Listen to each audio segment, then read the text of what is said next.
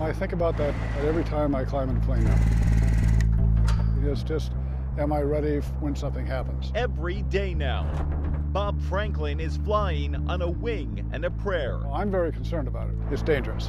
Every flight check, For train operating every takeoff, Livermore Tower. It's in your mind right now. Yes. Yeah. flying him right back to what happened April 27th. So this is about where it was. It was sudden at 4,800 feet. So there's a pump. This whole plane shaking. His craft hit in the air, and then back safely on the ground, these images hit him. There were a number of scratches on the back of the blade itself. We think it's a drone. This is where it hit. How dangerous is this spot right here hitting the engine? This is very close. It's very close. I'm very concerned about it. It could have been a catastrophic event. You could be dead. Yes. I'm very clear about that. The FAA clearly listed it here in its drone database obtained by 2 investigates. It's one of hundreds of incidents across the country. Does that worry you? Of course it worries me. I think this is a disaster waiting to happen. And unknown to him, something new had happened. His drone hit was actually the first recorded hit report in the entire country. There's a lot of things I'd like to be first at, but this is not one of them. The FAA says it looked into it. Its own report citing 2 gouges 3 inches long, deep enough to take off a layer of fiberglass, evidence of impact, and no blood as would have been expected with a bird strike, but still called it all inconclusive. Well, our conclusion was that we couldn't reach a conclusion. Even the National Transportation Safety Board, charged by Congress with investigating every civil aviation accident, despite these photos, this account, and this database, still decided not to look further, saying there was nothing to indicate that the airplane was struck by a drone. Are you shocked to hear that they're not investigating?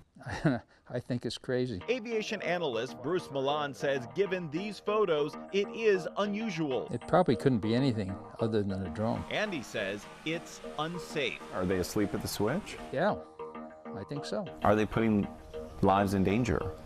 I think they are putting lives in danger, absolutely. What's your first thought? Well, my first thought is that one of the pilots that I know is going to die. And the problems pilots are facing are soaring sky high. Even with this advisory governing non-commercial drones issued just last month, suggesting drones fly under 400 feet, there's still confusion over what exactly is safe, what exactly is legal. As we discovered within minutes while learning to lift off this drone. Not only from people driving by, The drones shouldn't be flying here legally? but from police. I'm just telling you that somebody called and complained about the drone.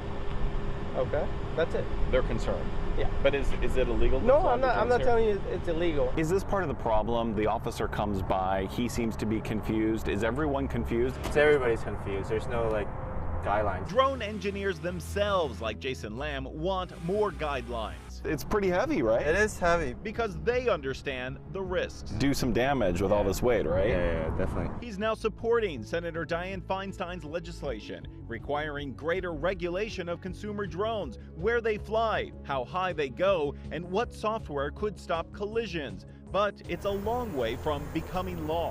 Are the skies safe? If I'm a pilot, full-scale helicopter pilot, I would be a little worried. I believe more incidents are going to happen. And for those who have already seen it happen, The drones, there's no way to manage that risk.